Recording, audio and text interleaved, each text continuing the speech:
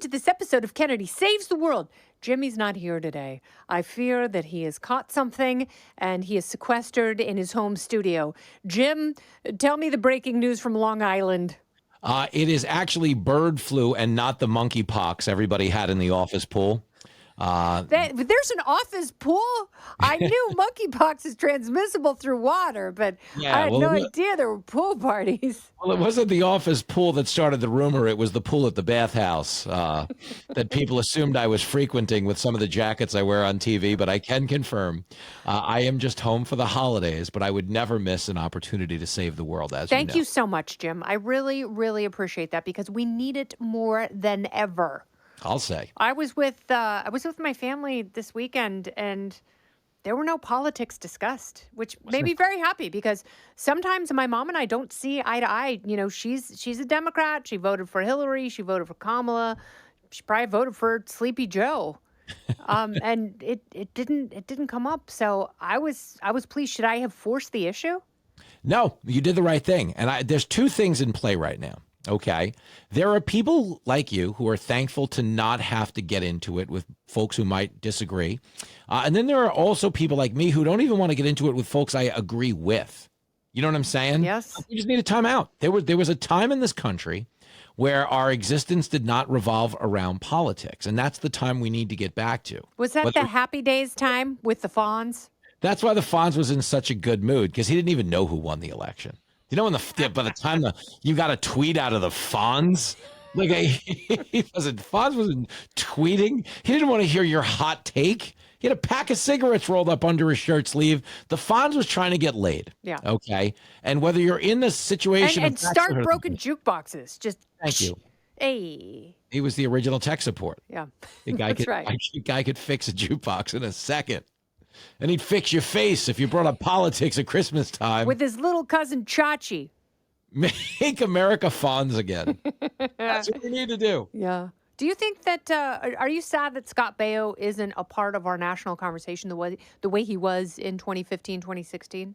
Like when he was feuding with your show because you took shots at him on the air and he wrote like hey, I resent that tweet. You're like, so funny. I forgot about that. And the joke you told, you go, every working actor in Hollywood is trashing Trump. I know he's got Scott Baio, but as I said, every working actor. And he was watching because he wasn't working. Well. He sent you a nasty message, but I'm sure he's feeling some validation right now. Yeah, I think he is. Do you think there's a cabinet level position for him? Is there something left? Imagine he gets a senior ambassador to Arnold's, the place from Happy Days where they hung out. Kenosha, Wisconsin. Yeah, he's going there. So Jim, and you got to help me out with this because maybe you have a different view of this, but I was talking with our tour manager because as you know, 23 was the Jordan year, which isn't going to happen again until 2045, and we'll all be long dead. 23 was the Jordan year. 24 has been the Jeff Gordon year. 25, we were kind of struggling what to come up with. The only thing we can come up with, which I like, and I hold the minority opinion in the house, is Barry Bonds year. Like, I'm still a fan of Barry Bonds. And so the tour manager said, okay, if it's a Barry Bonds year, then we're going to go see a bunch of music this year because there's going to be substances all over the place being abused. A lot of hits. Yep. I love the idea of it being a Barry Bonds year. I will say this because I live the same way. Like I go through the whole number thing because I'm also partly on the spectrum like you. Mm-hmm. I just mask it in a better way. It's true. Bobby Bonds, here's two things, because that matters, okay? And obviously, or Barry Bonds, it was all the records mattered. There was a lot of juice involved. There was also it wasn't just him. I mean, everybody was juicing. Yeah, and everybody was hitting off, was pitching with juiced up arms. Every guys were throwing 103. There was a bat boy on the Yankees who hit 44 home runs in 1998 by accident. Just up to the plate, picking up a bat. He's like, whoops, I hit one into the upper deck. Anyway, does that count? I don't even know. But off the record, yeah, that kid Mike Ferretti hit 44 home runs. But no, there's something about the indulgence of that era. Because remember, we always joke about how his head grew like 3 hat sizes. It did, yeah. That was the tail end. The nutlet shrank, the head grew. It was an inverse proportion. tail end of the Clinton White House was a very indulgent time. The dot-com boom was sort of happening. Yep. Okay, our dot-com boom this time around is an America boom. All the optimism is actually on behalf of the country. You know, we were in a better place probably as a country in the late 90s in that we weren't besieged with like America hating as a full-time form of employment. And we're kind of coming out of that this time around. Okay. So maybe we're getting back to a little bit of a late 90s thing, which is what I would hope, what makes it perfect for it to be a Barry Bonds year. So the argument that I've been making the whole time is if you are going to allow biological males into women's sports, then you have to allow women and, you know, by virtue of that, everyone else, you have to allow them to take performance-enhancing drugs. Fair. Because testosterone is an organizing hormone. When it's introduced into your body through puberty, it changes the entire makeup of your body. That's, you know, that's not a bigoted statement at all. Nope, not So even, if there's something that's been in your body that makes you better, stronger, faster, why can't other people have something like that? And why can't Marion Jones' name finally be cleared? Yeah, clear it up for taking the extra testosterone. I love that you've chosen this moment to rename Title IX as Title 9 inches. Because you want to jack these ladies up with so much testosterone. They become like those East German swimmers. Like, wow, she sure has some bulge down there in the swimsuit. I know it's a onesie, but it looks like a twosie. Yeah, she's you know the way it's parting down the bottom. Very broad-shouldered. But you're right. Okay, if we're going to do it, then you have to level the playing field. Don't go anywhere. More Kennedy Saves the World right after this. You can't come in at an advantage over your competitors, which is why it was so gross and gutless that all of these social justice idiots actually sold out women in the name of some form of inclusion. They're like, well, to be inclusive, we're going to ruin women's sports for all the women. That's inclusive. We're going to let dudes come in the locker room. Yeah, it's all about inclusion. And it's crazy because that was the fight the patriarchy crowd that was like, what if we just let guys beat on women? Which is a weird, maybe a typo in the handbook of feminism that they all flocked towards this other thing, which puts themselves at a disadvantage. Yeah.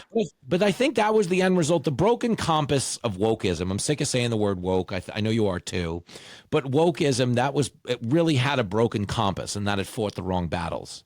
And a lot of times it disadvantaged the people that they purported to care about. Like defund the police was the wokest, dumbest thing you've ever heard. And I promise it didn't make life safer in minority communities. It hurt people who need police protection the most, which is what pretty much every logical person saw coming. So are we expecting too much of this administration? Like, do we think that President Trump's going to come in and all of a sudden it's only going to be women and women's sports and everything's going to, go back to normal and everyone's going to hug cops and... The end of The Naked Gun where the dog licks the mailman and the Jewish guy hugs the Palestinian after Frank proposes to Jane. Yep. You know what the best line of that scene is? He pulls out the ring and he goes, "It's not much on an honest cop's salary." On an honest cop's salary. That's funny.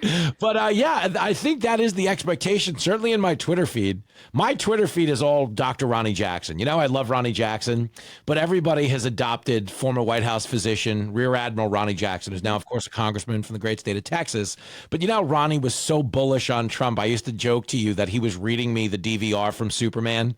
He's like, "Jimmy, you don't understand. Donald Trump beat a train in a foot race. He flew around the world backwards, saved a woman's life." I'm like, "Ronnie, that's the Superman see-through address synopsis." Yeah, that's a Superman synopsis. Yeah. He was not the number one columnist at the Daily Planet. Oh, he was the number one columnist at Twitter. But oddly enough, my Twitter feed is bullish in that way. Yeah. But I actually think it's good to go in with some expectation because the country needs to raise its standards again. So it's one thing Trump is doing right, the whole "Make America Great Again" and we're not going to apologize for our successes and everything like that. I think it's healthy. I think we need to bring back a little bit of swag.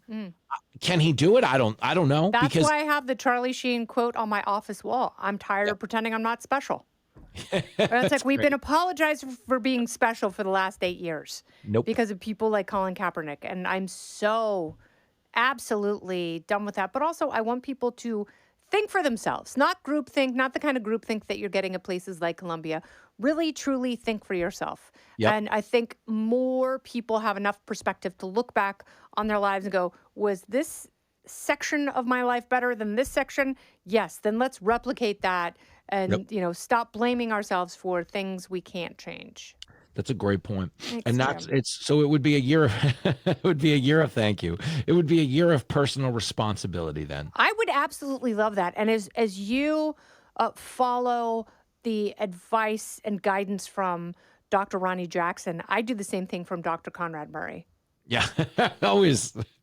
I mean, Conrad Murray is a sleeper pick for Physician of the Year. If you're picking up what I'm putting down in the Propanol tube, he is a sleeper pick. Oh, I was telling some of the Fox News podcast team how great the feeling is when you're having a colonoscopy, not the actual colonoscopy, but right before, with the moment you fall asleep. It's the best feeling in the world. Like, I understand what Michael Jackson saw and Conrad Murray's like knowing lustful eyes. No, it's true though. It is like the best rest in the world.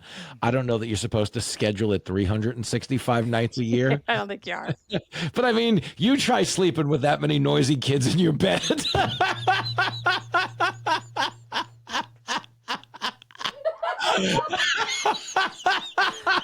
I swear to God, if there's another Culkin in here. If I'm going to see Macaulay Culkin's bare bottom one more time, Doc, you got to knock me out. I can't sleep. I'm so tired. He would get so upset he would have our accents now. Doc, give me a frickin' Propanol, all right? No more of that. I'm too tired, Doc. Oh, I'm too tired. I just need to sleep because I'm so gentle. It's like, why are you busting my balls? Conrad. Well, Jim, thank you so much for making one of our last chats of the year so special and wonderful and innocent.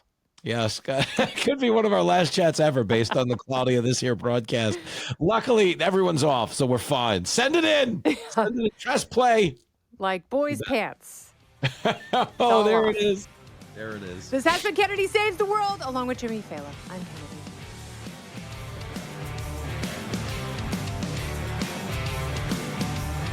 Listen ad-free with a Fox News Podcast Plus subscription on Apple Podcasts, and Amazon Prime members can listen to this show ad-free on the Amazon Music app. Oh, go ahead and leave me a review while you're there. I'd love to hear what you have to say.